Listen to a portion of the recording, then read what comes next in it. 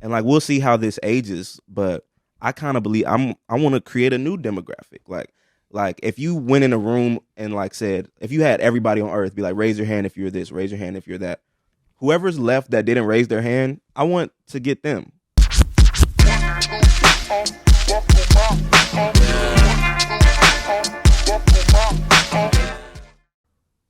7.2 threes a game and knocking down like 42% of those. And guarding the other team's best player. It was guarding the other team's best player, and he was given so much space for DeMar. Even though DeMar and Zach both have pretty much the same game, except Zach can shoot deep threes too. When they working like the post and shit in the elbow, Lonzo just be 10 feet behind the 3-point line wide open, and he'll just smack that. So it'll fuck up the whole defensive scheme. Is he the best defender on the Bulls? Him and Alex Caruso. Okay. Caruso probably the best. Yeah. I didn't know Lonzo had clamps like that. Yeah, he do. And he just got the basketball IQ for real. Oh yeah. The instinct. Yeah, exactly. We need Melo back. Oh man. Ball, or are you talking about LaMelo Ball? Yeah. Nigga, bro. I mean, he always hurt, bro. You know, I think it's the Big Baller Brand shoes. You think? You seen that? I seen niggas say that too. Bro? Yeah. I don't think it's a coincidence, bro. I mean, that's wild, bro. That's wild. Bro. This nigga has a knee issue that doctors cannot figure out. He had these cardboard ass shoes that he was playing in for the first 2-3 years of his career, bro. NBA games, 82 games a season.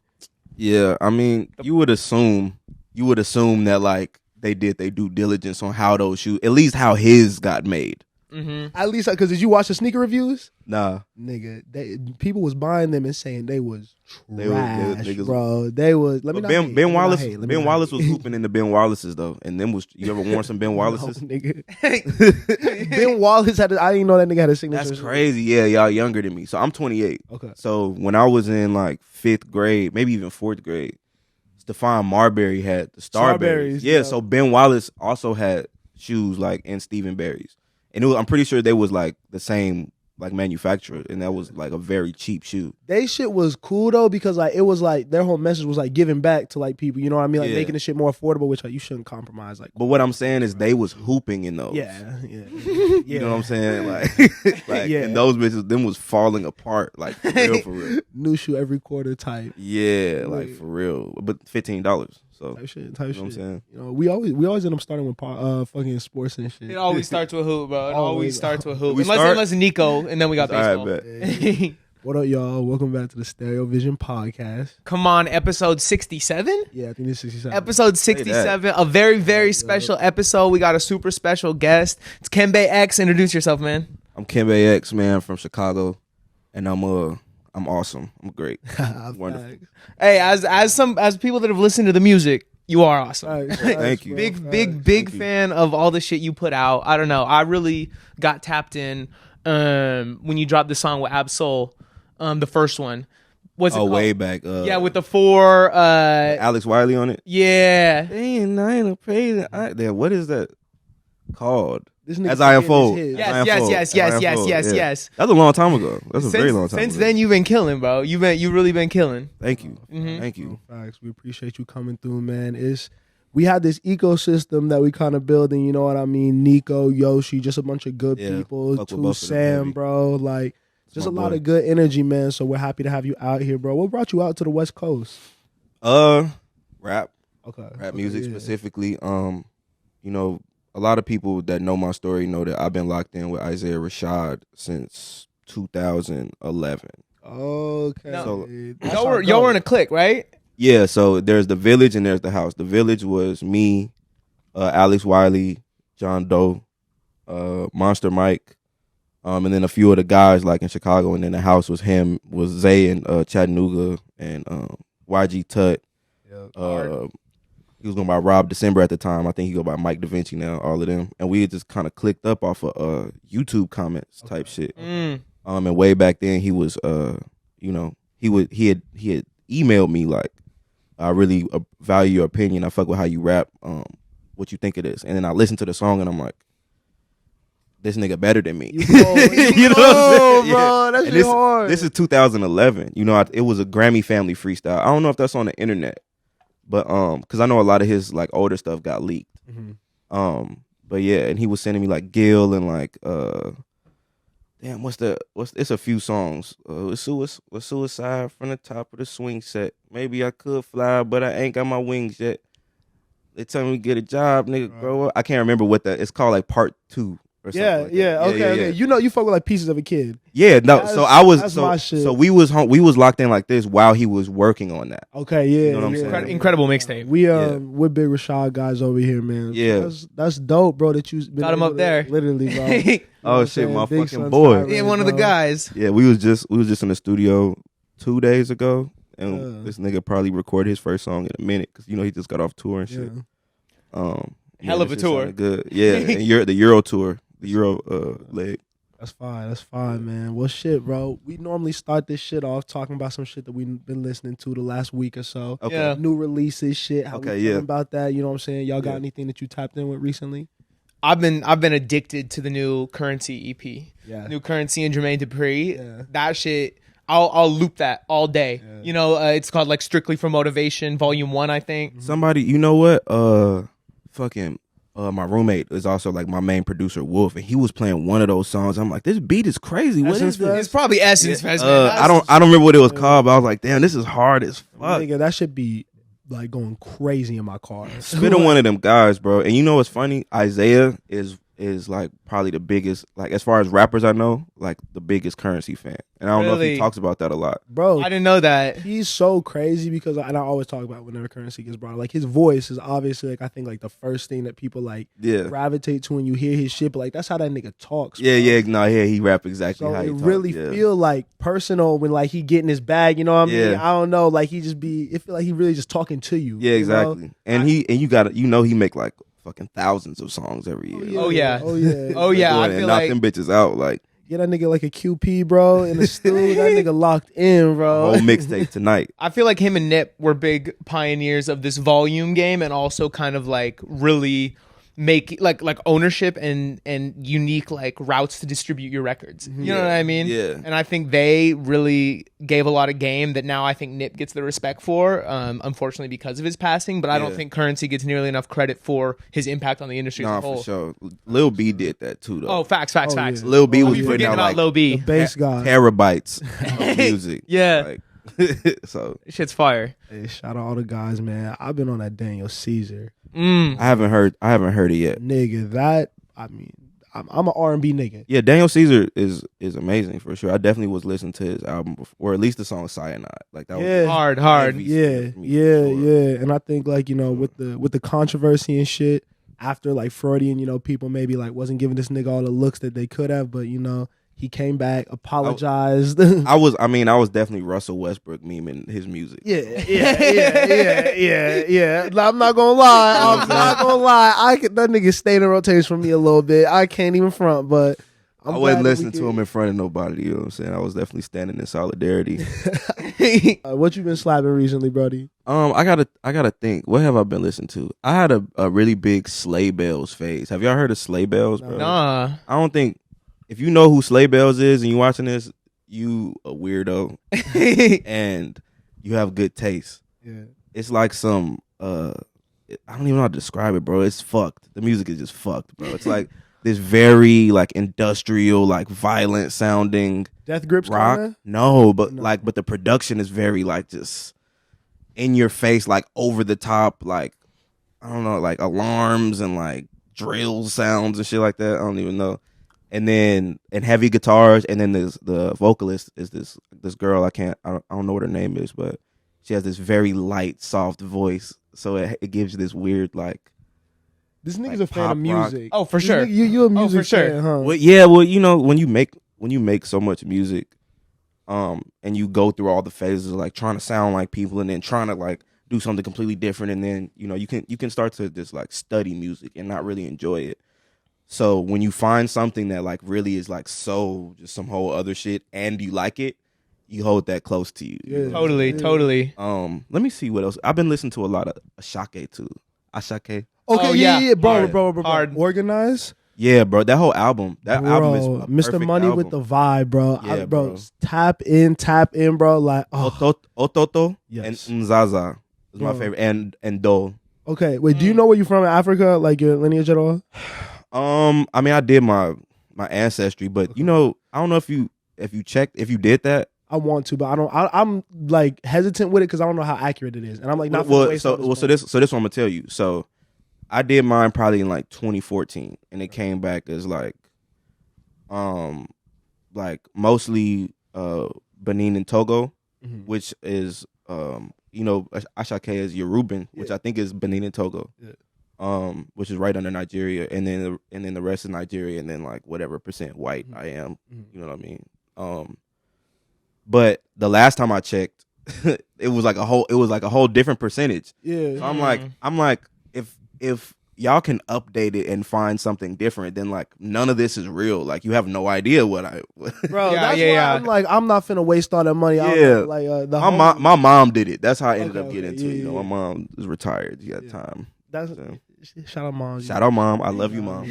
Love you, mommy. The homies is Ethiopian, and like I don't know, like I've been around that and like seen a little bit of that, and like when you understand where you from like that, and then like you listen to music of like people who are from there and shit like that. I swear to God, bro. I feel like that's exactly how I felt, bro. That shit had me looking up Yoruban religion, traditions, and all that. And like you feel it in the music, bro. You feel like, I don't know, bro. It feels like powerful. You feel like your ancestors and shit. It be hitting different, bro. Nah, I had an Afrobeats phase heavy. But yeah, Ashake, like the way he has like the choirs and the live instrumentation and all of that, like in every song.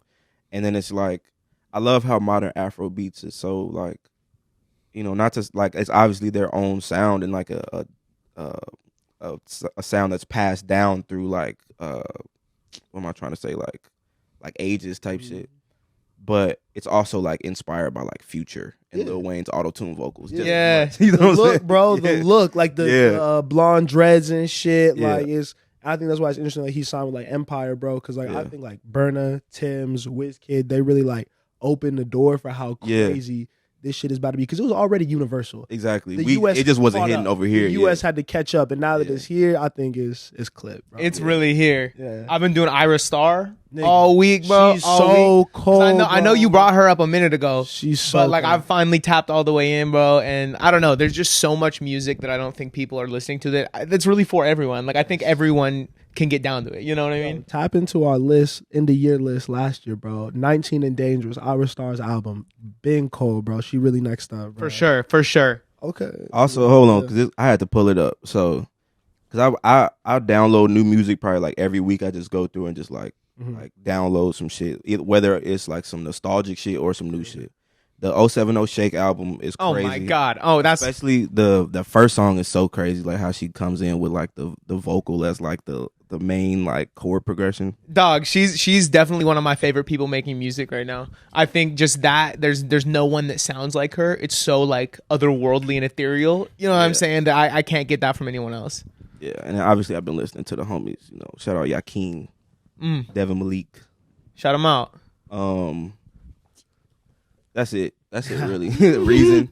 Everybody I've been in the studio with. You know what I mean? Facts, bro. Facts. So you from Chicago. How long have you been making music? What got you into it? Like, have you always grown up around it? What's your story in this? Well, like when I was like a kid up until like high school, it wasn't really music around me like that.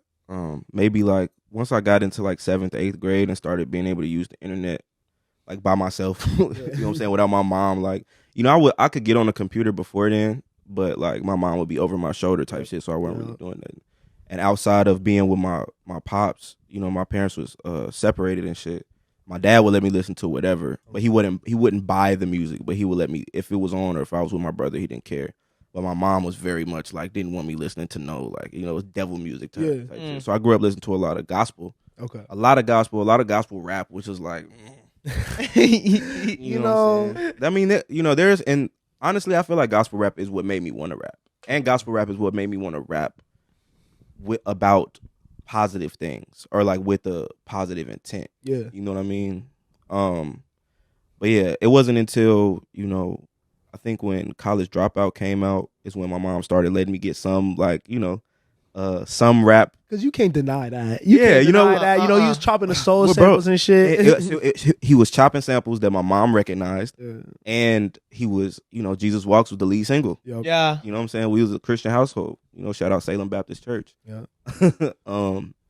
But yeah, it wasn't until high school when I started being around people that said they was rapping, and I started seeing like little studio setups and shit that I even thought that was something that was accessible. It's crazy how accessible that is to people now. You could do it yourself anywhere, anytime. These kids that have iPads, like there's literally, they could just download an app and start rapping on it. BandLab, bro. Right Yeah. BandLab is going crazy, bro. And you can promote your shit now too, crazy. Yeah, bro. Exactly. But yeah, I used to write poetry when I was a kid, like, and I like to write stories. I used to draw comic books and shit. I don't think I ever talked about this in an interview, but when I was a kid, I used to draw.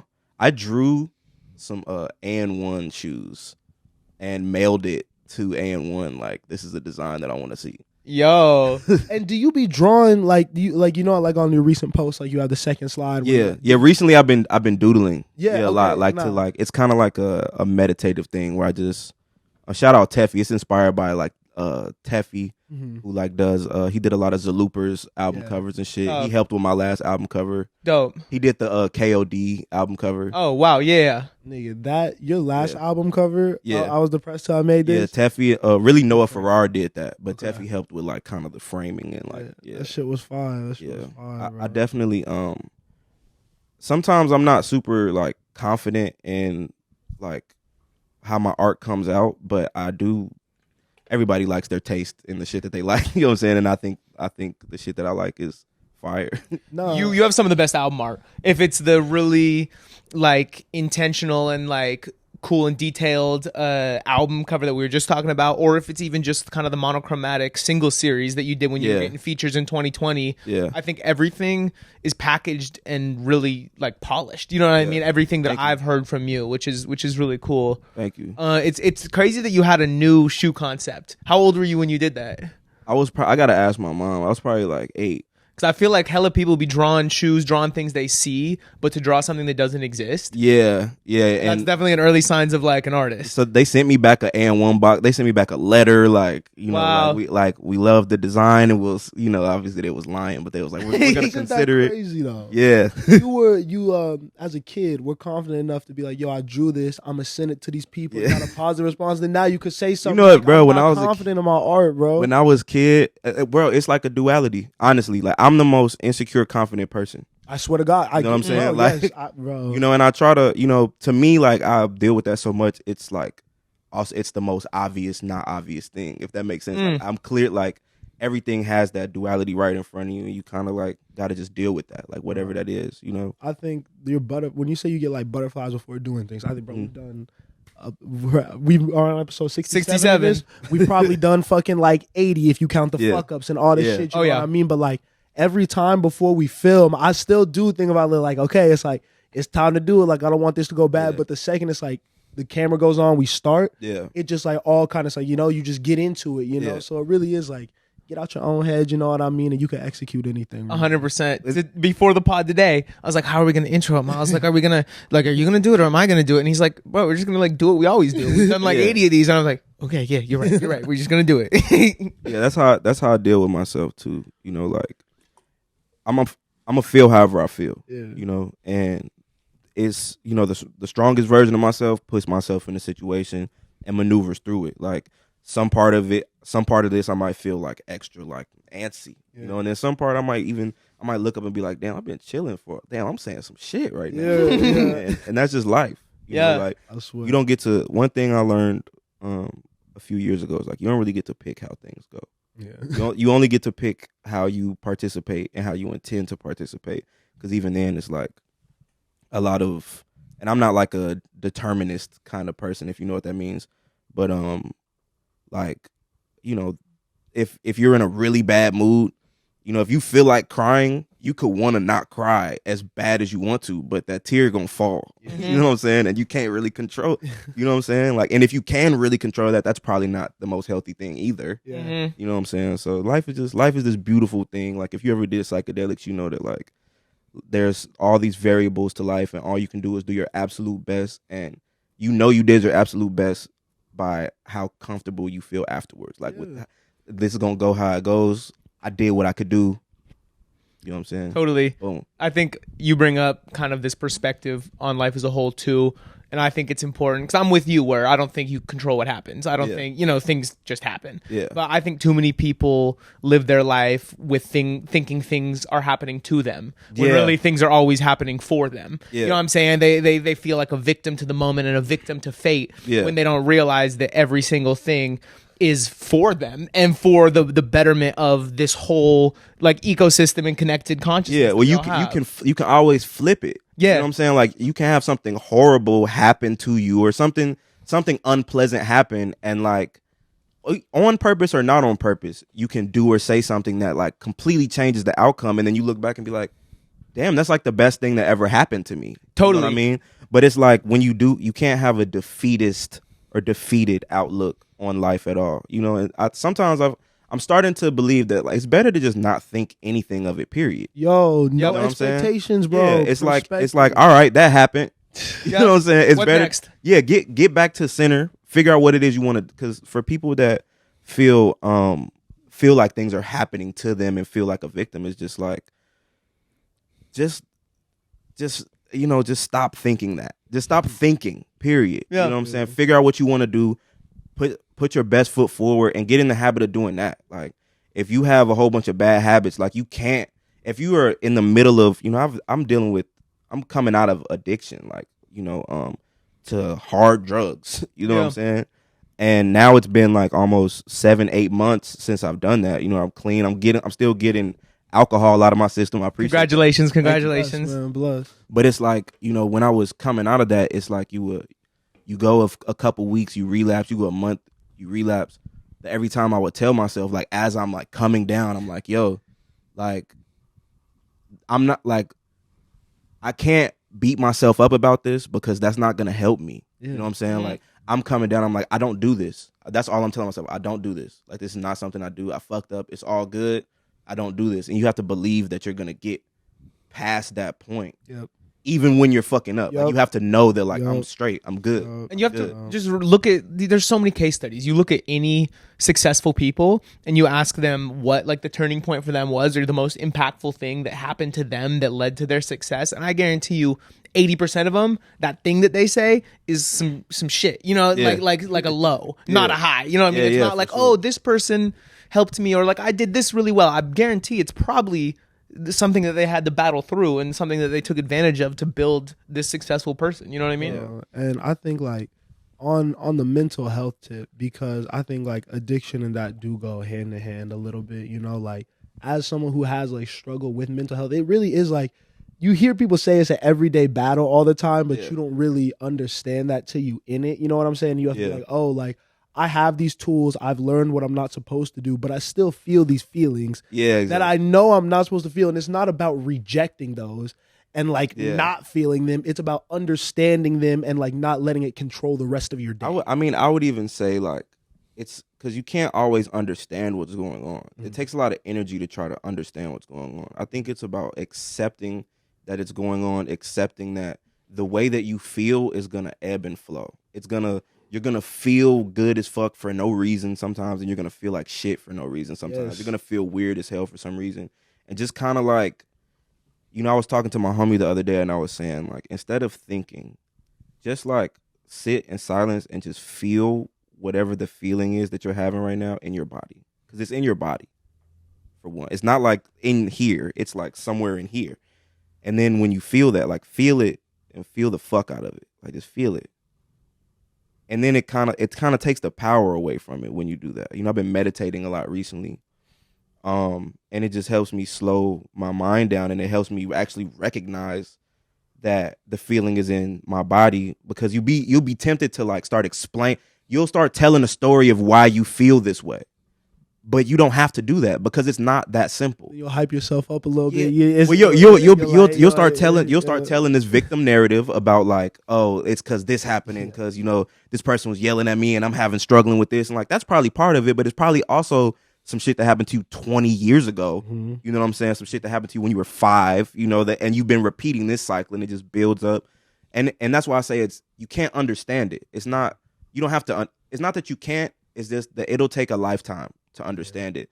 So you're best to just like, if you want to enjoy the moment right now, just stop, silence your brain a little bit and just feel where it is. Notice that it's in your body. You know what I'm saying? That's where I'm at. There's maybe more steps, but that's the step I'm at. This is fly, bro. Cause this is really real. I don't know. We try to touch on this with like everyone a little bit because like, bro, to be in this music shit, to like do this, you got to be a little crazy. You know what I'm saying? But it's how you kind of navigate. Cause like we love this shit for real. You know what I'm saying? I ain't finna like stop doing it. You know what I mean? And I'm not gonna like suppress the things that make me me. But how can I navigate in a healthy way and learn from the people who have been through it and seen worse than I have? You know what I mean? Right. It's cool. That's good game. That's good game. And I think what you were saying about not trying to explain everything is super important. I think people have a problem and they try to work backwards and they say, why do I have this problem and how can I fix that? When really you should work forward. Yeah, You identify it. You say, I feel this way. Maybe it's because of something that happened in my life. Maybe it's not. The pendulum never stops swinging. Exactly. Because as you're trying to, you know, you could traumatize yourself in the process of trying to figure some shit out. Yes. You know what I'm saying? And now you just created some new shit that you're going to have to uncover. And whenever the fuck you look back and like, damn, like, I feel like shit right now because last time I was feeling like shit, I was trying to figure out why I was feeling like shit. And I told myself, you know, some shit that's not real. We be so in our own heads. It's crazy. So this is something else I get from meditating. And this might be like some cuckoo shit to people, but you know, people say that they can't meditate because they can't stop their thoughts, right? But in my opinion, it's not about stopping your thoughts. It's about seeing like how distant the thoughts that you have are from what you're trying to do. So like I'm sitting here in silence and I'm breathing. And I start thinking about something in my career that makes me anxious. But I didn't think that. You know what I'm saying? We are more than our thoughts. Yeah. So that's like either an echo of a memory or that's not me. So what I'm like, that's fine. I had that thought. That's not me. And then I have another thought, like being proud of how I just handled that. I'm like, that's not me either. You know? And then when it gets to the point where, because my point is to be just breathing and feeling, you know, or meditating on whatever affirmation or, you know, I meditate on the fruit of the spirit. Just something simple to keep me like focused on, like, you know, right here. But it gets to the point where even when it's one voice left, I'm like, and this is not me either. You know what I mean? Like none of the manifestations of my mind encapsulates who I am. I am not any of my thoughts. Even the most direct, purest form is subject to being something that I look back at and be like, I disagree with that. So it means it's not me. Now I'm responsible for my thoughts and whatever comes from it. I'm never absolving myself of that responsibility, but to completely separate myself from my thoughts and realize that like I don't know what's going on. Like none of us know what's going on. Nobody knows what the fuck. You know, and once I really, that's what makes me feel the most comfortable. When I really accept that, it makes everybody somebody that I want to show love to. Everybody somebody that I want to be patient with and like have deep discussions with, and really even people that don't like me. Like I want to kick it with you and break past that barrier, because I know it's just like some ego shit and some emotion shit. And at the end of the day, like everybody can be at least cordial and respectful and love. Like I can learn from you. You know what I'm can saying? learn from everybody, bro. Like, exactly. Have you always been like a deep thinker like this? Or like kind of been like, I like to call it observers, you know what I mean? People who just like are kind of like looking at society, you know? Probably. Even from a young age? Probably, yeah. Because I didn't really, you know, I've always probably been a little socially anxious since I was a kid. And, you know, I think I grew up in a violent household, you know, and I think this is some trauma that I just uncovered recently. Like, uncovering trauma is dangerous, bro, because I was crying on my bathroom floor, like screaming, crying, like type shit. And long story short, I had an altercation with my dad when I was younger. He like punched me in the face over and over again. It wasn't a fight, you know what I'm saying? He was much bigger than me. I was never a fighter. But like all through my childhood, it was just these violent whoopings that was like way too far. You know what I'm saying? and I love my dad, so this ain't even some, you know. But I think like I kind of have this paranoia, like this discomfort around people, you know. So it made me like watch people more than I interacted with people, especially in groups. And I think when I got to high school, I would notice that the people that would kind of like shit on me in groups were hella cool when it was just us. And once I experienced that with everybody, I was like, y'all fool. Yeah. Like y'all are fake as hell. You know, and at first I was mad about that, and that made me be an asshole, you know. But as I got older, I just realized like everybody is like me. Like in a group setting, you feel pressure to do some shit that you don't want to do, or like, oh, like you it just came out like that, you know what I'm saying? And then one-on-one is the real you. So that's kind of why now I don't really, and maybe it's like a warped outlook that I have, but I don't really believe groups of people. Like whatever the group consensus is, I don't believe that that's what y'all think individually. Yeah. I just believe that this is what you feel safe saying in front of everybody.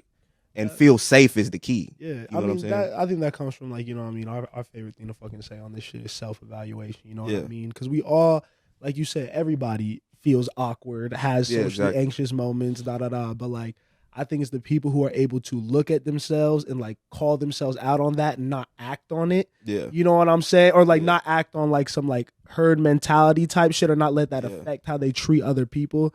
Those are the ones that maybe you could keep in your circle, build around, that type of shit. I mean, I'm not gonna lie, like that's the duality of it too, because that is a big thing with, you know, pretty much every group dynamic I've been involved with. Is like niggas in a group being weird, you know what I'm saying? And then, you know, I'm usually the one like that's weirdest in the group, because I try to say what I'm thinking all the time. You know what I'm saying? And be honest. And, you know, at the older I got, I learned how to be more respectful with it, you know, because I didn't really understand that so much. But fucking sorry, this just distracted me. But yeah, like, you know, I really don't like that shit. Like that shit kind of makes me mad a little bit when I'm with niggas and it's like, you being really funny right now. Like, why are you being like that? I ain't never seen you act like this before. Well, you a comedian now. Yeah, where it's, you know, it's just, but also like I completely understand that too, and I bet I'm certain that I've done that too. Oh yeah, that's another thing. Like I don't really judge anybody. You can give people grace because you understand it. Yeah, bro, yeah, I'm sure I've done it. I'm sure I've done it, and if somebody called me out on it, I defend it, even though I'm wrong. Nigga, we can't put ourselves on no type of pedestal, bro. Exactly. We call out the cap all the time, but we be capping too. Like, for sure, you know what I mean? That's my least favorite thing about the internet too. That's why I don't like Twitter, because like everybody is attacking somebody, but it's like for one, it ain't no room for nuance in the text, but it's like, it's hard for me to receive your criticism of somebody's action as if you are someone that hasn't done anything. You know, I feel like, but it allows you to get familiar with the, like, I like it because I agree with you 100%, but I like it because if you take it with a grain of salt, then you could understand how people are. You know what I mean? Well, bro, I consume Twitter. I'm just saying I don't like to participate. Okay, yeah. Because of that, you know, because it's like because I want to have this kind of conversation. You know, I don't know how to distill my thoughts down into. I suck at tweeting, honestly. Nigga, but that's why you make music. Yeah. You don't gotta be. I was gonna say everything that you're getting off right now. You know what I'm saying? Yeah, exactly. If you go back to your shit, like Spencer, like all the way back to 2020. You know what I'm saying? Even with the singles people to now with Hate Me and Hate Me. You know what I'm saying?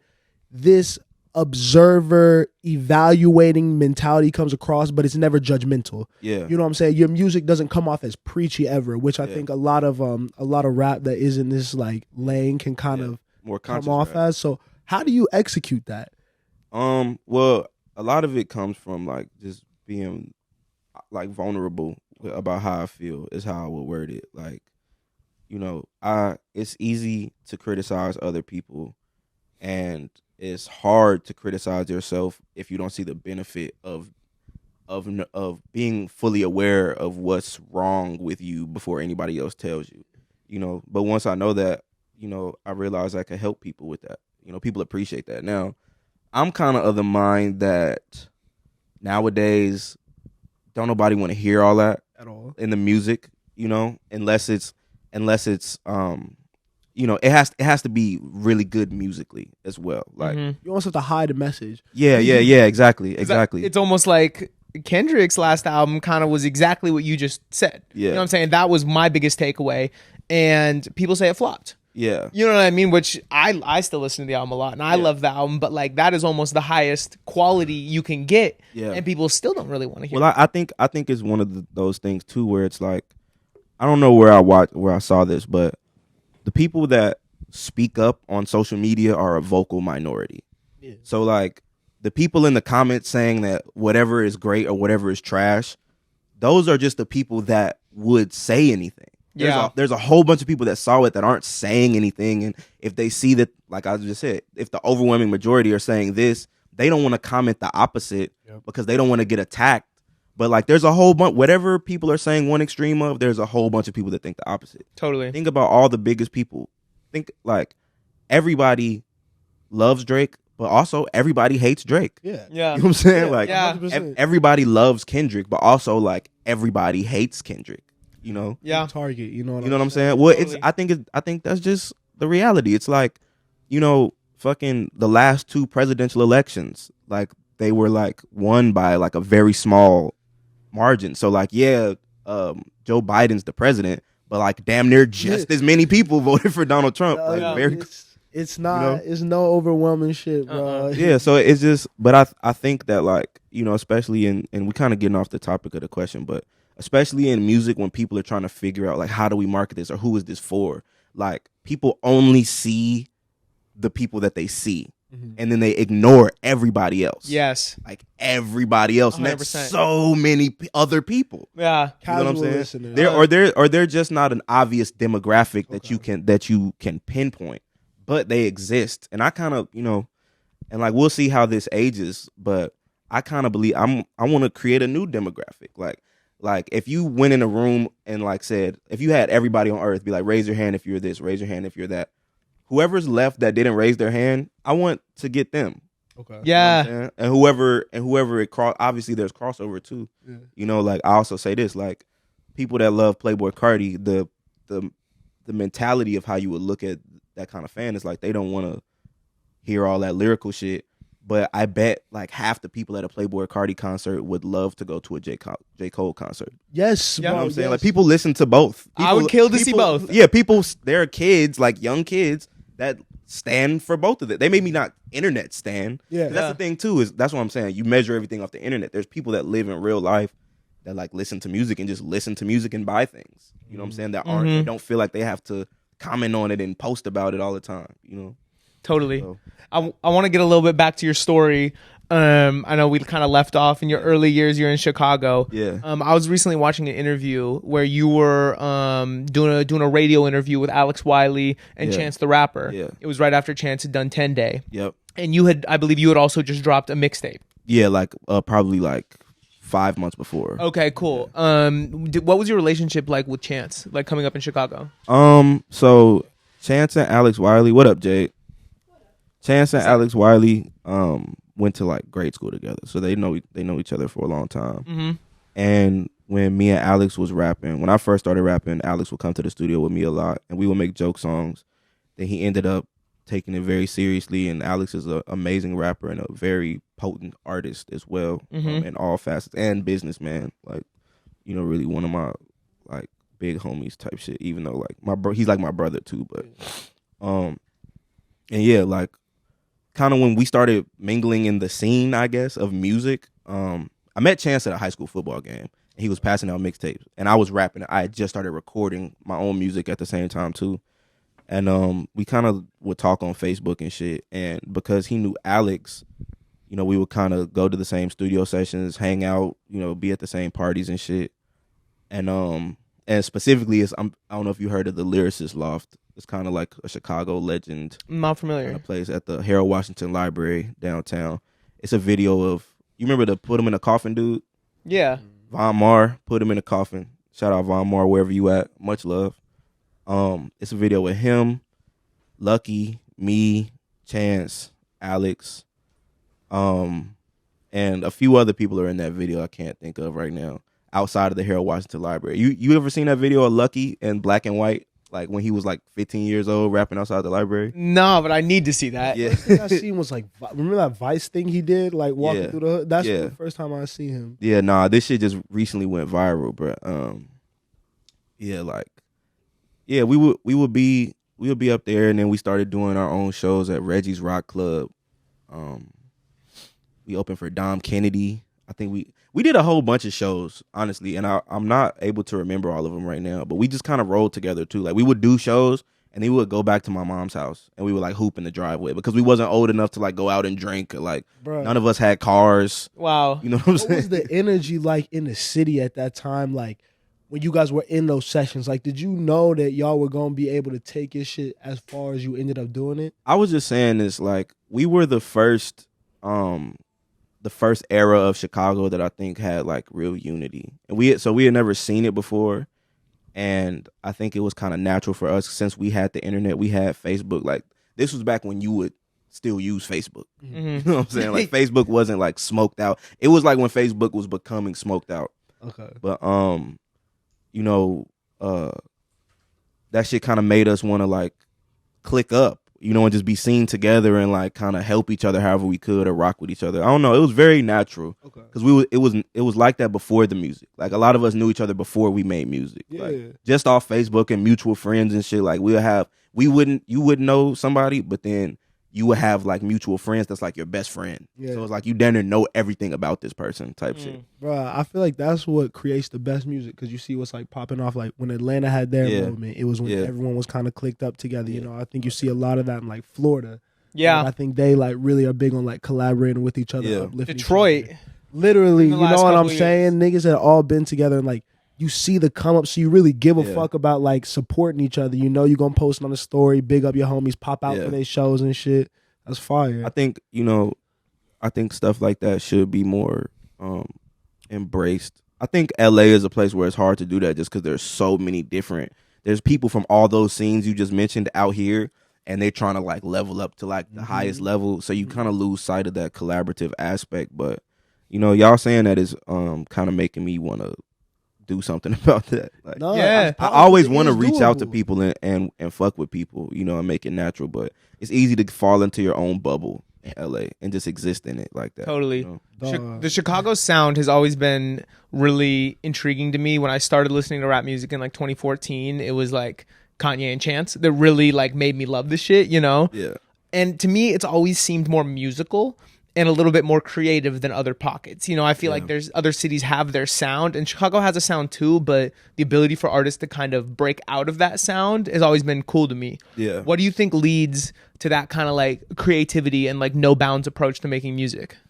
I think Chicago has like a lot of history in like blues and jazz and just music in general, live music that people grew up listening to. And then I also think it has to do with Kanye West and like Lupe and Common, like just there's just like a real street music, like outside feeling to it, you know what I'm saying? Probably similar to like how DC has go-go music and shit, that's like inspires the way people think about music. So when you go into make like, we're gonna rap like how people rap today, but also I want this shit to sound like niggas want to have horns and strings and all that shit on it. You know what I mean?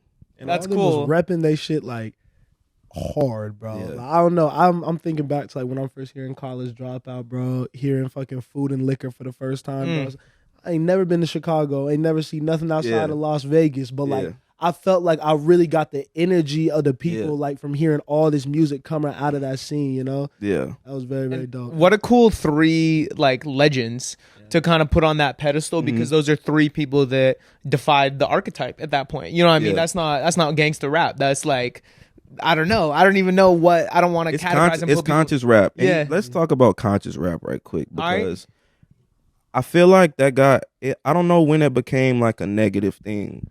You know what I'm saying? Like being, I think maybe it's because it was associated with being preachy. Yeah. And to be honest, I think like I think I had to come to terms with this a lot over the last couple of years. I think the fans of it at a young age, when like the Coles and the Kendricks were coming up and dropping like 2014 and shit, like we were almost ignorant because like I was very big on like that's all I want to hear. You know what I'm saying? Like learned about like old school rap. You know what I mean? Niggas had a message, da da da. And like I would almost try to shit on or have like an elitist attitude about shit that I felt wasn't as lyrical because I'm like, what the fuck am I gonna do? Listen to Lil Uzi Vert, you know what I mean? Money Longer and shit when I can go listen to this Kendrick album. Right. You know what I'm saying? And I think like we as fans were kind of corny. You know what I'm saying? And so like I think as we grew up, you know what I'm saying, that mentality kind of just got like pushed onto the genre. I think the extremes is what's corny. And I was saying this to somebody recently, like, you know, in 2012, 2013, 2014, it was like Childish Gambino, Action Bronson, Chance the Rapper, Kendrick Lamar, J. Cole, Goats. You know, Big Crit. Goats. And like this is positive music, you know, where like Joey Badass, Pro Era, positive music with the message. Like how you said, like, you know, why would I listen to, and it's so positive, right? And it gets extreme, and then the trend or what's cool always swings the exact opposite direction. That pendulum. So now the, you know, it's fucking upside down crosses and like, you know, niggas is not even like, it used to be like you can't perform over your songs. And you're absolutely right. It probably was the fans and the fans being so one way that the counterculture hits and it's like, nah, man, y'all just like, you like an old head. You know what I'm saying? You just like old shit. And then, so that's the new cool thing is to be like, fuck that old shit. Yeah. And like, I feel like it's gonna swing back. It will. Like, you know what I'm saying? Nah, you hit it exactly right there. The counterculture is always gonna be the cool culture. Yeah, exactly. And so as soon as that uplifting, like conscious rap became the majority, you know, like what people wanted to hear, it's no longer cool. Yeah, and I just think like, it's also important to stick to whatever you want, regardless of what the trend is. You know, I definitely have fallen into trends, and it's also nothing wrong with dabbling, but just like knowing what your identity is. Like if I'm a dance out here, I still have to know that like I'm not finna become this. You know, like, I can make this song. I was gonna say because, you know, we're gonna run through the whole catalog. You know what I'm saying? We prepping the shit, got to get familiar with the music and everything. You know, you be talking your shit, giving a positive message and shit, all that, you know what I mean? But when I hear that Rolls Royce top, you know what I'm saying? Come on. Still, goes crazy. That shit got me, you know what I mean? That shit hit a little different, and it's like that you could do both. Yeah. You don't have to be trapped in one box. And there is the Futures, the Young Thug, Gunna, all these people who is doing this shit that I used to think isn't the same level of conscious rap. It is. They're just telling different people's stories. You know what I'm saying? Just because I may not have lived this life, they are speaking to someone else's reality in an intelligent way, and oftentimes showing them another way to do it. It's like just in their language. Exactly. You know what I'm saying? Bro, it don't do nobody any good to be talking to them about like real shit if they don't understand it. Yeah, or just being like, there's no use in being condescending to people because that's not care. And I think that's the issue with conscious rap when it becomes preachy. You know what I'm saying? But yeah, your vulnerability eliminates that in your music though. That's why I mean, like talking about the new single "Hate Me or Hate Me." How you even come up with a title like that? Like that kind of sets the tone off the jump. So it's actually it's a cool story. So I made that song. I made "Hate Me or Hate Me" in like September of 2020. Then my contact is like moving around in my eye right now. I'm blinking a lot. But I made that in September of 2020. But I originally made a song called "Love Me or Love Me," and it's like a positive, upbeat. Sending all like, no, this shit could get ugly. You ain't got no choice, baby. Love me or love me. And this shit going smooth. But this shit could get ugly or something like that. But I had just, during the pandemic, I was at the peak of like doing drugs, you know, like everything but crack and meth and heroin. You know what I'm saying? Like the B tier hard drugs. You know? This nigga said B tier. And I was drinking a lot. Like I was getting, you know, I was kind of giving up on life a little bit because the pandemic was like a whole like it's demoralizing as fuck. Yeah, because like how Rudy Gobert licked the microphone and shit, like not believing that shit. And then you look up and it's been like a month or two. And it's like, fuck, like this shit never going back to, you know, niggas is freaking out. The streets is empty. They no traffic. And you can't see people. You know what I'm saying? Yeah. You know what I'm saying? Like, talk to people about the shit. Yeah. So, you know, and I lived around the corner from the studio. So I was recording a lot of music. But I was also just getting plastered. Like, you know, drinking, like staying up 48 hours, like 2-3 days in a row. just not taking care of my body at all, like taking Xanax like right after coming down off other drugs, like just shit that you should, you know what I'm saying? Like I'm blessed to have, definitely not trying to promote that, you know what I'm saying? Like I'm blessed to have went through that, because I also wasn't taking that as serious as it was when I was doing it, you know what I mean? But I had this dream. I just done a studio session with Super Mario. Okay. And I had gotten back to the crib probably like 8 in the morning, and I had this crazy ass dream where, long story short, I woke up and I had sleep paralysis, and this lady from the dream that was trying to kill me was like floating by the side of my bed, bro, and I couldn't move, and like she was literally I'm not exaggerating. That shit like, is a motherfucker. No, yeah. People be talking about sleep paralysis, like that shit is like. She was like, and she was dead, but like I felt like she was looking at me, and I'm like, you know, my mattress was on the floor at the time, so I'm looking. I'm like, oh fuck. Usually when I have sleep paralysis, because I have it a lot, usually I just relax and like fall back asleep so I could really wake up. But this time I was like, no, fuck that, and I woke up.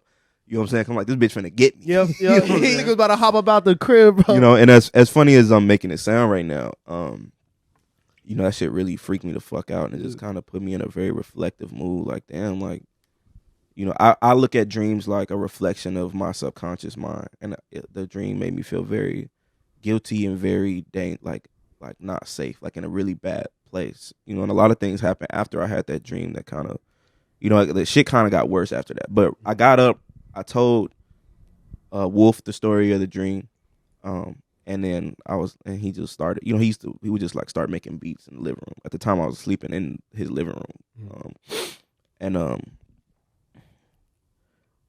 He reversed the loop of Love Me or Love Me and started laying the drums. And at the time, you know, he was doing like the college dropout drums, boom, boom, boom, boom, boom, you know, some shit like that. But then he also did the grinding drums. I don't know if you peeped that on the song. Swear to God, I didn't even put that together. Yeah, so and then I just kind of started writing the song. I probably wrote it in like 20 And minutes. Love Me or Love Me was already an existing song. Yeah. Recorded. Yeah, from a year before. I recorded Love Me or Love Me like a year and a half before. And yeah, I just, you know, I felt very like convicted, if that makes sense. Like I felt like, you know, I felt like I squandered opportunities. I felt like, you know, I was like killing myself, you know, and mind you, this is the pandemic. So I'm also really writing this from a perspective of like all of my biggest like fears about the world being doomed is coming true, you know. And believe it or not, like even though the world is in a crazy state right now, I don't really look at the world like that anymore. Yeah. You know what I'm saying? But at the time I'm like, you know, everything's fucked. Bro, when I'm fucked. When you're in it, like dealing with it, shit is. Yeah. Nah, that song is incredibly honest. Yeah. And I don't know, there are so many parts of that song that really spoke to me and told me like, oh, this is unfiltered. This isn't somebody that's trying to preach to someone, trying to relay a message. It's just honest emotions. Yeah. One of my favorite parts of the song is when you're talking about your homies trying to help you. Yeah. You know what I mean? And they're like, he tried to help, and all like they got in return is my attitude or something like that. Yeah. And that's kind of a sentiment that I've got from a lot of really talented artists, is that it's very difficult to accept help or ask for help from, you know, people that they might be friends with. Why do you think that is for people that are ultra creative? Well, I think there's that dichotomy of like you either believe in yourself or you don't. And when you don't believe in yourself, but other people do believe in you, it's like, it's weird because it's like, and this is like completely off the top because I'm answering this like in the moment, you know, like, you don't believe in yourself, but other people believe in you. So you're trying to figure out what it is that people see that you don't see. And since you don't know what that is, you also feel kind of like vulnerable. Like people are just like saying whatever to you. So you kind of don't feel safe to listen to people because it's like, what do you want from me? Like this shit is not that good.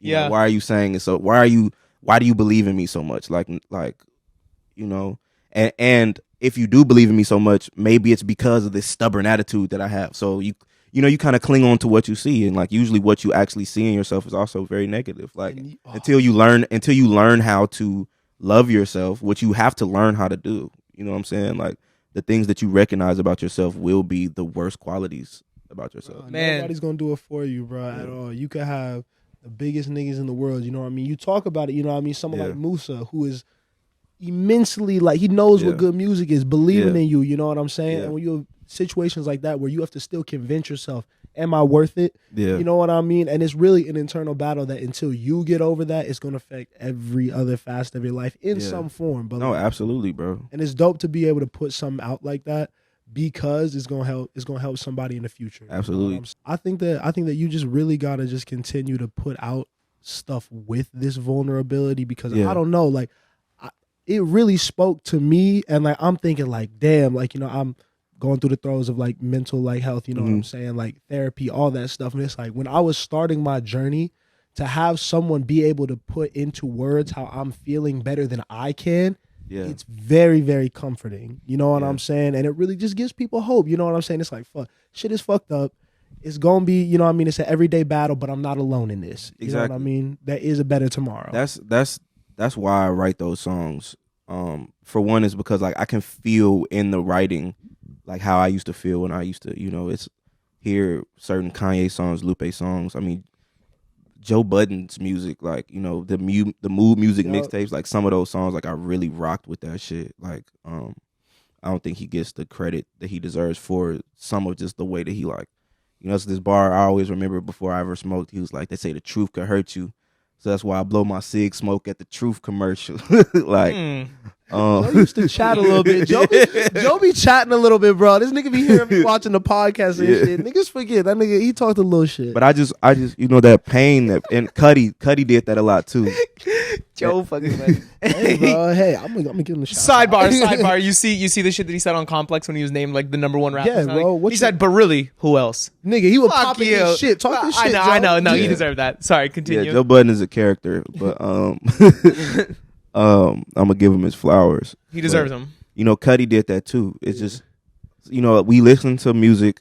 It goes back to that thing where you, like, people aren't a monolith. Like, people listen to music to turn up and party, but nowadays you'll think like people will be like, oh, people don't listen to music for the people don't want to hear all that preaching. People just want to hear something fun. But it's like, no, people listen to music to feel seen and felt as well. Yeah. Like people will be like, nobody ever said put on some blank, but like this person has, you know, gone gold. Yeah. You know what I'm saying? Like if nobody's ever played it, then how does like, it move all that records? You know, and like that's, you know, that clearly that kind of shit peeves me, right? Yeah. But yeah, you know, when I'm writing those lyrics, those personal lyrics, I can feel that feeling coming out of me, that how it's gonna hit certain people. And I also know that, like, I don't know what line it's gonna be. It's just the fact of, like, you know, I'm a jank. Like, I love cologne, right? The line, I'm a jank, I'm a fuck boy. Even when I rock my YSL, I stank. You know, La Homme, Le Pew, like Pepe Le Pew. You know what I'm saying? Like, just that kind of honesty yourself.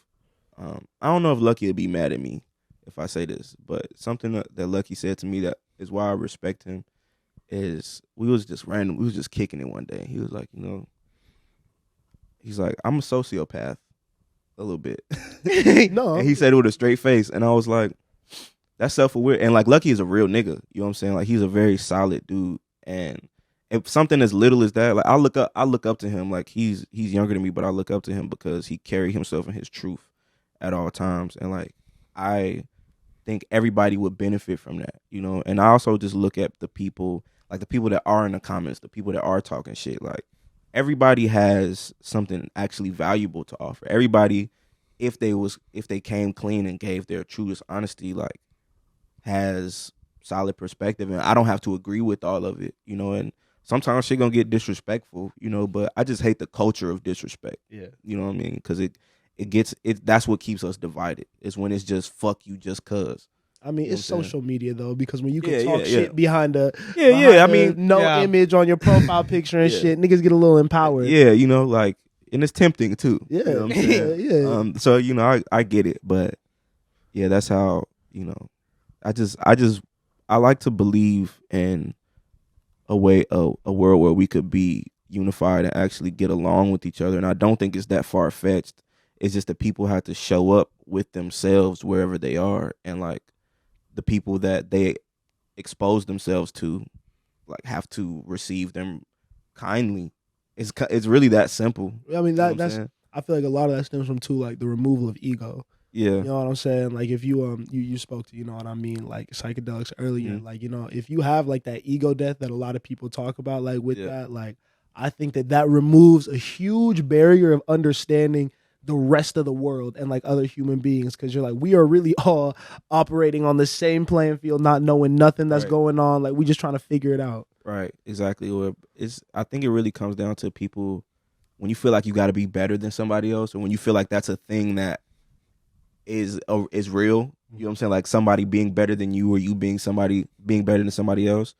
That is what fucks up the potential of any situation. And trust me, like moment to moment, like I struggle with that all the time. You know, especially in music, when I'm around somebody that, if I like your shit, like I'm jealous, honestly. Like I'm a little bit jealous, like I'm a little bit envious, but at the same time, in the moment, I recognize that like that thought isn't me. That's like a habitual manifestation of a feeling of respect. Like I respect what you do, I like what you do. Damn, that's cool how you did that. I wish I did that. And that's why you always gotta give niggas they flowers. I think, exactly. Like, niggas say like Dick Ryan, all that shit. Like they be hating, like, or like, it's not a bad thing to tell people that they dope. No. Or that you appreciate them. Never. You know what I'm saying? No, it's not. Like, it's really like, I don't know. I use the platform, bro. What I've learned from like this nigga, just like building the business, building the brand and shit, bro, like that helps me be better. You know what I'm saying? And like, if I could tell that nigga like, yo, like keep doing your shit, because bro, you never know when someone needs that. Yeah. You know what I'm saying? Because the nigga that you think is dope and is doing all the crazy shit, that nigga could be having the worst day of his life. You know what I'm saying? Like, or thinking that they shit is whack as fuck. And bro, I appreciate it every time, bro, because you be doing that. You taught me that. You taught me that, and you spread so much light to so many people, and like really make people,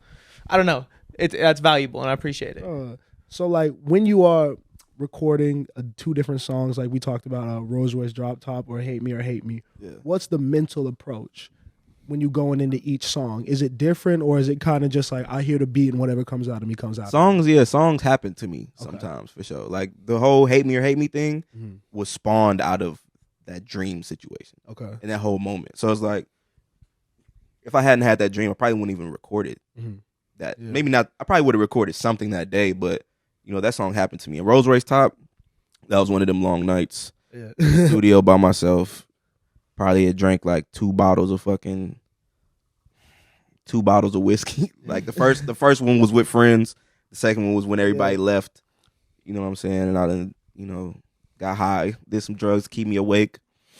And I just, you know, some songs I make, and now the thing is, I put out that song because the flow was hard. You know what I'm saying? Because I'm not that guy. Parts of that song is true. You know what I'm saying? A lot of that song is true, but you know, I always wanted to be like not the kind of guy that would make a violent song. But when I heard the song and the response I got from some of my friends back home that don't even acknowledge my music, like, for real, because it's not the shit that they would listen to. They're like, yo, this is hard, bro. Like what? And I thought that people would be questioning kind of the authenticity of it a little bit, because it is like a tough, like kind of, it's like some gangster rap. You feel me? But I didn't get that from the people that I thought I would get it from. I'm sure there's people out there that feel that way, but with some songs, I make them, I'll play the beat and I'll just like walk around the room and like do my flows and shit like that, do a voice note, and then I'll listen to the voice note and I'll just write it in, like whatever comes to mind, you know, because I look at music like it's a practice. So I never know which song is gonna be what, you know, unless I have a real inspired moment, because some songs are very inspired and every single word is like perfectly crafted and placed, you know, but I don't really get to pick. I can't just, you know, sit down right now and guarantee that that's what's gonna come out of my pen. You know what I'm saying? And Rolls Royce Top was one that just kind of like was an exercise that when I listened back to it, I was like, damn, this is hard. That you know? shit tough. I didn't, but at the same time, when I made it, I didn't think much of it. You know, like I kind of was like, well, I would never put this out because this isn't really me. You know, you just did it. You know what I'm saying? But then like I played it for, like, Musa loves that song. You know what I'm saying? One of my my homie Genesis, Jen, shout out Jen, he loved that song, bro. Like he really, like, you know, he's more one of those guys that like relate to it. He's like, bro, this is like my story type shit. You know, he was down there mad that I made that song, but he fucked with it tough. He's like, this down there your hardest song, you know, so. I feel like that's how it goes with a lot of hits. And that came out of, I think my favorite thing that you just said was treating art like a practice. Yeah, exactly. Right? Just as an exercise, because that's when I don't know. I think more people need to hear that. Yeah. That you can't really have this roadmap and this thing that you're going for all the time. Sometimes art needs to make itself. It needs to just happen. Yeah, something I said in one of the conversations with Sam is that, you know, sometimes I go in the studio and I want too much from the music. And that's when I have a bad experience. Like, I hear this beat and I know this concept I want to talk about. So I want to make this song, and like I'm sitting there creating and it's not happening, so I'm frustrated. And you know, I at some point, because I record right now, I record completely alone. Like I record myself, and I'll just catch myself, and I'll just stop making that song completely, put on something, and just like dance around the room. You know what I'm saying? Like, I get completely out of whatever the fuck that was. Palate cleanser. Because I don't know what's gonna happen. Yes. You know, and I'm making the best music of my life by far right now. By far. You know what I'm saying?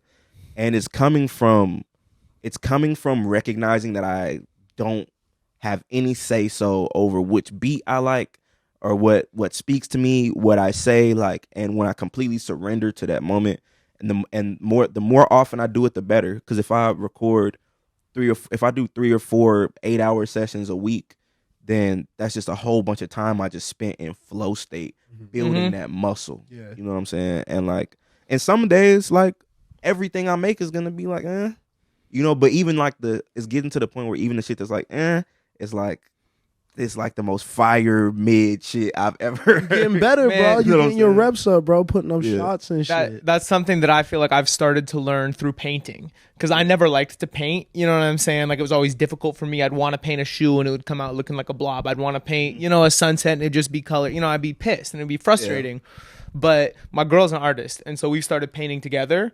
You know what I'm saying? And as soon as anything frustrates me, she just goes and puts a big thing of paint, and she go, "You got too attached to it." You know what I mean? And just goes like that. And I'm like, and she's like, just brush strokes. Just see what you can make with the brush strokes. Don't try to make anything. Just experiment with the supplies. And I'm having more fun painting than I've ever had, and painting the best shit that I've ever had in my life. Just losing that attachment to one final destination and just using it as a practice. It goes. You don't get to pick. No, you know, like you don't. I just looked at a picture of a whiteboard of songs from like 2017. It was like in a archived post on Instagram, one of my old posts, and like I was just it was a hella songs on that board. There's probably like 40 songs on that board, and I was just thinking about what each of these songs are. I'm like, like none of that shit was good, you know. And I think back then I kind of was aware that it wasn't as good as I wanted it to be for like how I wanted to present myself as an artist, and that's really frustrating. You know, especially like, you know, I'm in a blessed situation where I've been able to be in LA and like not have to make hella money off music because I've had places to stay and shit like that. And I've been able to drive Lyft when I did need to make money or whatever the case may be. But it's hard to put so much effort into something knowing that like I'm good, but this ain't it yet. Yep. This ain't it yet. Yep. That's how we approach a lot of trust us, bro. It's been like 3 years doing this shit and just being like, but that's the thing that people have to, you know, once you get to that point and you push through that point, and then you start to listen to shit and be like, oh no, now this is like automatically a step above what most shit is. You realize like 10,000 hours is really a real thing and you can't fake it. And what was your first bar on the hate me or hate me shit? Like the final step is just as important as like all the other shit. You know what I mean? Like, because you're gonna get here, you're gonna overcome it, but you gotta consistency, discipline, finishing the job. You know what I'm saying? Like you can't get lackadaisical right as you about to get to the finish line. You gotta really like kill your shit, execute. So swear to God. I mean, you've been dropping a lot of singles. Yeah. You said you're making the best music of your career right now. Mm-hmm. Is there an album coming? Any full-length project or something like that? Yeah, so I'm finishing up an album with Hippie Sabotage, if you're familiar. Yeah. That is your vibe. That kind of makes sense. I'm listening to these songs, and like these songs have so much potential, but you never know how the music is gonna like where it's gonna land. You know, so once again, I'm trying to all this shit that I'm saying about like having no expectations, like it's really like a moment to moment thing where I have to decide to be like, let it be, like don't worry, like don't think. How dare I worry? That's how I believe in God. You know what I'm saying? Like that shit is. I put that shit in God's hands, and how dare I worry about how this comes out? Because God is like, the way this shit is gonna go, the way shit has always gone, it works out. You know what I'm saying? If you worry, if prayer and then worrying don't go hand in hand. Because exactly. It's like, if you really have faith, you know what I'm saying? Yeah. That's well. Sometimes too, like you're gonna feel the worry. You're gonna feel the worry, but you can't grab it. You can't hold it. Like let it come and go. More than our thoughts. Back to that shit, bro. Yeah. That's one of my favorite things. But these are definitely, like, up until I started making music after that, these are definitely my best songs. You know what I'm saying? And they're big artists, so the project has massive potential. Especially, you got to market shit right. I have to promote myself more and more. That's why I want to do these conversations as much as possible too. But it's definitely like some bangers on there. It's some experimental shit on there, and it's just some good ass raps on there, bro. And great production. Like, it's very strong. And then I have my album that the shit that I have planned is crazy, bro. Like, for this year, like if we pull it off, fed. Huh? The people are getting fed. Yeah, the people are gonna get fed this year, bro. Two projects, bro. And the second one is like, I want it to be, and like I said, I can't pick, but I want it to be like a real big step, like on everybody's head. Yeah, you know what I'm saying? Yeah, like, respectfully. I want to crush niggas. This nigga said respectfully, y'all niggas is finished, man. Y'all niggas is not finna rap with him. Well, like I'm not really, like, I'm competitive, like, by nature, but it's not really a me versus them kind of thing. But it is kind of like me doing me to the fullest level. Like, watch this. Mm-hmm. You know what I'm saying? So that's fine. It's go time. Yeah, you're getting 2 projects. You're getting the Hippie Sabotage album, the like early summer. Midsummer at the latest, and if everything falls into place properly, you get another album in the fall. Yeah, man. Hippie Sabotage is hard. I'm excited to hear what that sounds like. I'll play y'all some shit. I would love that. First time I ever did Molly, I was at a Hippie Sabotage concert. Really? Where was it at? It was in LA. Venue. I think we weren't at the Novo. We might have been at the Hollywood Palladium. The Palladium. I was at that show. You were at that show? Yeah, I was at that show. Where they did the wall, where like they separated and everyone like charged into yeah. Yeah, I used to live with them. Oh, for real? Yeah. So crazy story. I've lived with Isaiah Rashad and SZA, and I've lived with Hippie Sabotage, and that's what I mean by I've been blessed to have places to stay. You know what I'm saying? And when there was a few situations that fell apart. I had gotten kicked out of the Carson house because I didn't clean up. And I ended up staying in Studio City in this nice ass crib for a while. Shout out to Craig. Shout out to everybody that was in there. That was a really crazy era. And then and when that kind of ended, and I looked up, I was 22 years old at the time. And I had toured with Hippie Sabotage that same year. This is 2016. And I just was staying at their crib, and they were on tour, so they weren't there most of the time. So that's kind of the period where I really was like, I made music, but I didn't look at it like not like a 9-to-5, but like a job, And even once I got to the point where I was like going to the studio and like sleeping in the studio if I could, like shout out Opie Taylor. Opie Taylor gave me a crazy opportunity. He would let me record. Pretty much whenever he wasn't having sessions in there, I could record. So I was in there making all them garbage ass songs that I'm talking about that like really helped me polish my sound. But seeing what the hippies were going through, like with their career, like they have massively successful tours, and then just on the music side, like they had some. I can't really speak on what they was going through, but they were going through some like crazy music industry shit, and fucking that put the fire under my ass to like really like get on my shit, because I was like, I can't just be sitting around in their crib, while they're like doing all this shit themselves. They're managing themselves. They're doing all this shit themselves, and they are freaking the fuck. They are on 10 every day, like walking, like they're trying so hard to be calm. Yeah. You know what I'm saying? Yeah, that's but yeah, so and I was there, like they let me figure it out at their crib for like a couple years, and when I finally felt like I was coming into my own, really late 2018, 2019, I really is when from the music I made from 2018 till now, I'm generally confident in, where I'm like, you know, it's not all the best shit, but it's like I feel like I could put it next to other shit, and it's like this is really good music. You know, especially my best songs are definitely like, you know, up there.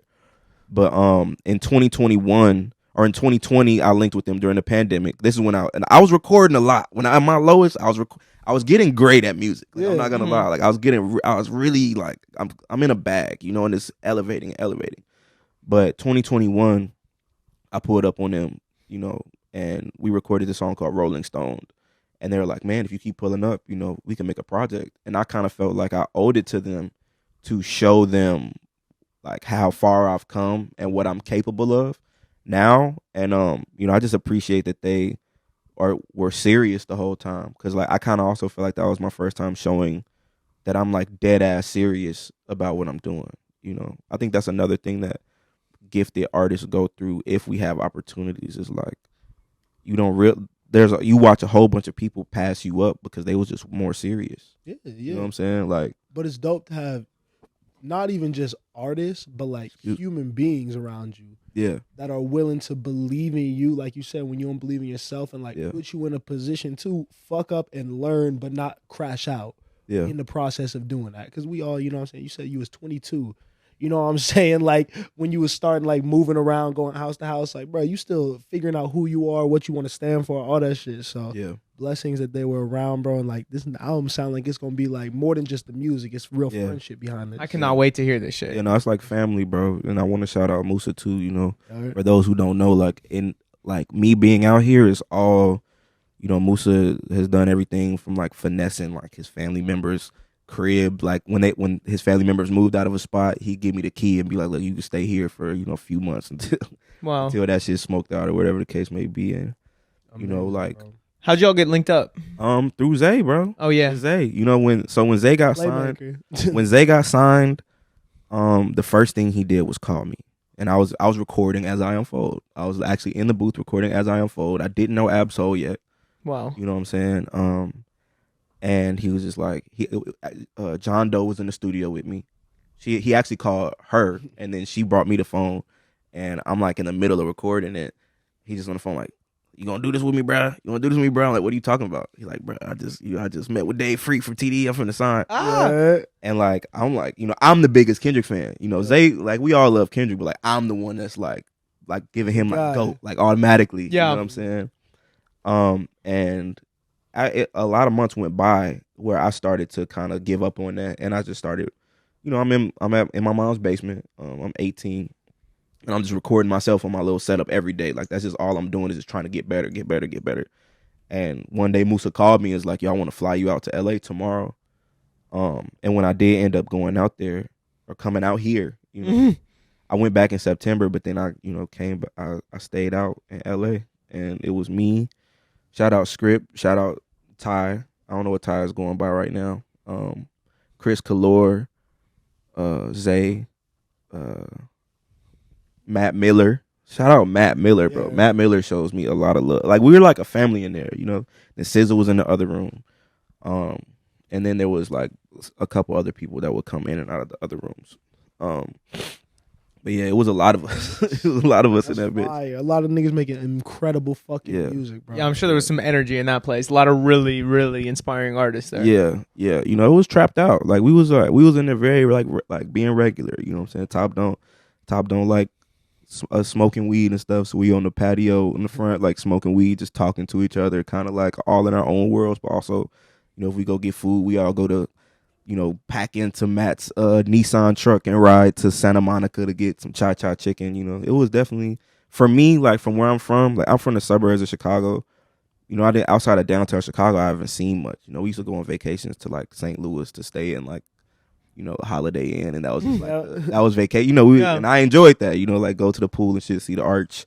You know, I've been on vacation at Cincinnati. Yeah. You know what I'm saying? Like, you know, that's the kind of like middle class childhood. Cincinnati, bro. There's like a Black History Museum in Cincinnati. Okay. I believe it's either in Cincinnati or Kentucky. Let me not disrespect you. Yeah, well, you know, Cincinnati. You know, but like coming to LA and just having those opportunities, it just you know, just riding in the car to Cha-Cha Chicken or in Carson walking to the fucking 7-Eleven, like, and just seeing palm trees and like all that kind of shit was just, it was big for me, and it was, I won't say it was overwhelming, but I think looking back, it allowed me to live a lot of life.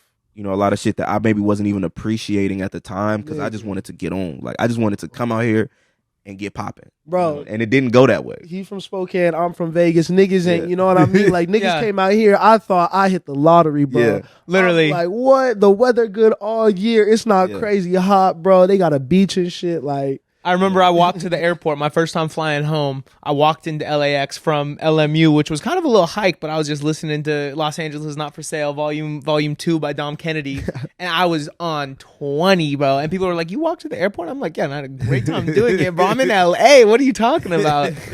Dreams are made out of here. This shit's fire, bro. We're blessed to be here, man. Well, before you get out of here, I do want to talk about one of the things that you sent us. Okay. Rocktism, poptivism, nigga. What the?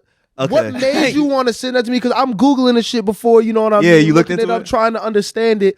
It's kind of the idea of talking about popular music in general, and like, is it one like rock? How do you say it? Rockism. Rockism and poptimism. So like rock.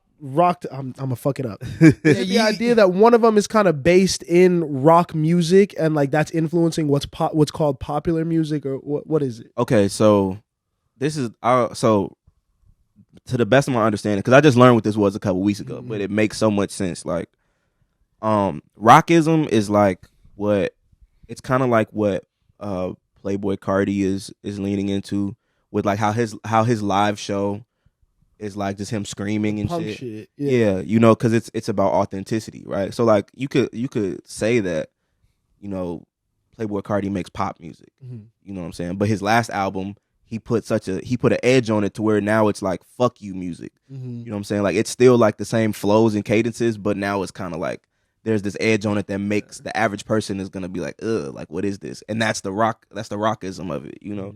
Where poptimism is like, and the relevance of that is. So let me explain poptimism first. Poptimism is like, you know, it used to be that, like, I don't want to throw anybody under the bus because I'm not here to disrespect artists at all, but a more popular song or somebody that made radio friendly music, you know what I'm saying? I know. Like you automatically would discredit that because it's like pop music. So like it's just so formulaic that like this is not as artistic as, you know, and it's kind of like it's all just a taste and opinion. Yeah. But the era I came up in, the reason that underground rap was so popular was because of rockism. Like what was valued was like, you know, what would get a high up in the top 50 albums would be something that was super weird. You know what I'm saying? It wouldn't be the most popular thing that everybody liked because the mentality in the rockist culture is like, well, duh, everybody likes this. It was it's pop. Like you got all the songwriters and all the biggest producers to make songs that everybody heard 1,000 times. So yeah, of course it's popular. Sounds expensive. You know what I'm saying? It's harder for someone to make music that people like. I think you get like like Travis Scott's early sound is very like. It's like rockism, like Jesus is rockism. Fucking Danny Brown is rockism, you know. Mosh pit culture, you know. It's like, you know, because I think too, it's like it was lyrical shit, but it was also like the sound. Everybody was trying to do something that hadn't been done yet. You know, like Schoolboy Q. You can't really show me a rapper before Schoolboy Q that sound like how Schoolboy Q sound. You know, like you can hear his influences, but you know, the same thing with Kendrick. Like there's so many. You know, niggas is trying to do a whole different thing.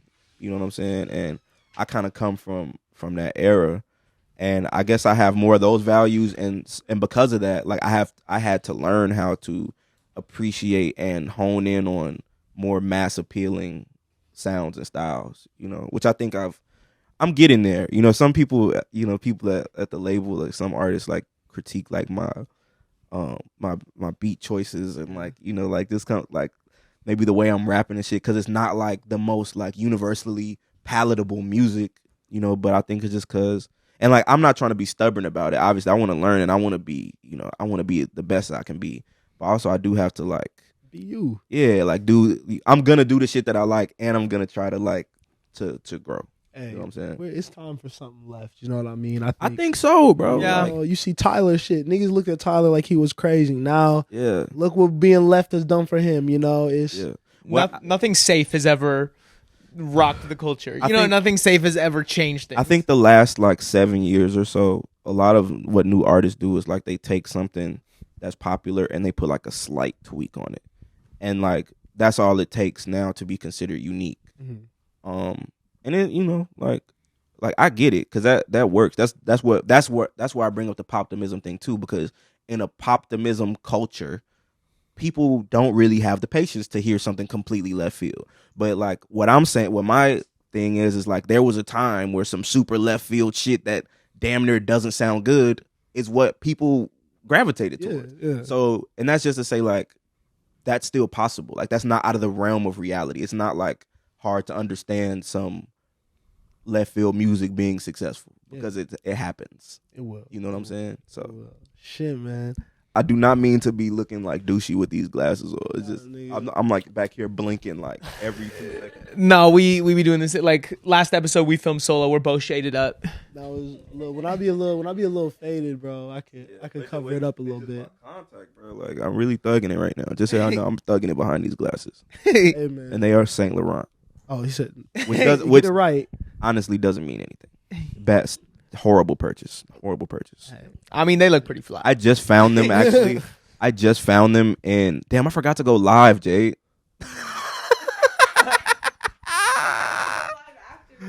Oh shit. Maybe I'll go live when I play out some music. Yeah, cool. Yeah, bro. We was literally talking about that before too. We were like, I wonder how he's gonna do it. I completely botched that. I completely botched that. Sorry, they'll just have to go watch the video, right? Just like exactly. Just like I botched buying these glasses. So it was a coat that when we moved from Long Beach. I got my first spot that like I pay rent in is like actually I have my own room beginning of 2021. Yeah. And we were moving. It's this one big ass coat that I got for free from the Levi house like in 2019 that I gave to my lady. And I didn't like it. I didn't wear it. And I guess these were in the pocket of that. So I just found these 2 days ago in the pocket. She reached in the pocket and grabbed the glass. I'm like, are these, bro? I've been looking for these for 3 years, bro. So yeah. They're hard. I haven't, that shows you how much I valued the purchase. Left them in some jacket pocket. That's how I know I made it. When I start just finding some designer in my pockets and shit. Like, man, that's EDD money, bro. Shit, bro. Shit. Hey, so we normally wrap up the pod giving the people a song or two to listen to. You know what I'm saying? Just throwing the people some gems. Yeah. You got something you want to throw to people right now, Spencer? Yeah, this week I've been listening a lot to Lancey Foe. I believe and his new album, and I'm kind of obsessed. Just the blend between kind of the Cardi baby like rage aesthetic mixed with kind of this almost like hermetic like wisdom that he be talking about, and the imagery is hermetic's a crazy word. I mean, Hermes knows all, right? No, I'm really obsessed with that new album. I think you should listen to Colors and Pendulum off that project. They're both Colors and great Pendulum. Song. Yeah. Word. Facts. I mean, for me, I've been really in like a UK bag a little bit. The whole Malcolm Todd Shower Shoes EP is really good. I like that. I'm not familiar with Malcolm Todd. He's like just like British, like kind of like Rex Orange County-ish kind of vibe. All right. A little bit more like garage style production. Cool. I like it. You know what I mean? Mm-hmm. Fucking Mariah Carey got a song that's trending on TikTok. It's a rap. I love Mariah Carey. I've been playing that song a lot, bro. I don't give a fuck. Like, hey, I'm an R&B nigga. And then Buku by Wolfface Joey. That song makes me want to dance and shit. That cool. Word. Y'all got to throw them in a group chat. Yeah. Oh yeah. Shit. Because I really just want to say these Asake songs, but I already said them. So. Hey, organized by Asake. Bills by Destin Conrad. Bro, that nigga can sing his ass off. Bro, he's gassed. This shit is crazy, bro. And what else am I gonna say? You know I've been listening to a lot. It's not new. Does it have to be new? No. I Love Your Girl by The Dream. Okay. The Dream is tough, bro. The Dream is tough as fuck. The Dream's crazy. I never dug in because I was like younger. I was probably like 13 when he was really like coming out. But I've been listening to his like deep cuts lately, and it's crazy how like you can hear all the people he influenced like in his deep cuts. Like I could hear like a lot of like where Frank Ocean gets his inspiration from in the dreams, and I wouldn't have expected that. You said Frank. That was the last person I thought you was gonna say in the first dream. Me too. It's off the deep cuts though. Okay. Like I can't remember which song it was. I'm like, I could hear like the song Lost. It sounds very similar, like, you know. But I'm sure like Frank, if you make R&B, like you an R&B head, so obviously he fuck with the dream, you know. I'm not saying that he. Yeah. Shawty the shit is my thing off that he dropped. You know what I mean? That's the mainstream. I like that one. But they was both in Chicago. Those was both getting burned on the radio. Okay, yeah. Fuck that nigga, bro. That voice, bro. That vocals. Shit, Hey. R&B Kembe, you know what I'm saying? But okay, we appreciate you, gang. No, thank you. Real man. great interview, man. Swear to God. Pop your shit in the camera. Where can the people find you? What you got coming up next? Anything you want to say, man? I'm on all streaming platforms. Kembe X, Kem, as in Mr. B, as in boy, E, X, space X. No Elon Musk. And yeah, man, you know, like I'm all about the people. I'm all about positivity and just being unique, you know, being hungry and learning, being honest, you know, being vulnerable type shit, you know. So I'm the kind of person where if you reach out to me on social media about some real shit and you're not weird about it, I will talk to you. You know what I'm saying? Like I'm big on building a community. I also have a Discord. Fuck with me on Discord. I'm new to it, so y'all gotta help me like get that shit right too. Yeah. I'm gonna be doing more podcasts too. Y'all gonna see a lot of me and y'all gonna love the music. So thank you. Yeah, yes, sir. Tap in, man. Like, share, comment, subscribe. Do the things. Thank y'all for watching, man. We'll catch you. What's up, everybody? It's your boy Kembe Axe back with another podcast. You can't do hit that. The like, hit the subscribe. Like, Drop a like. It costs you nothing to comment. No Show God. some love. Subscriptions Show are your boy free. some love, Come on, bro, click the bell. You know what I'm saying, so you don't miss any of the StereoVision podcast. Hey, man. need all the new You know content. what the fuck going on? Listen to the man. Yeah.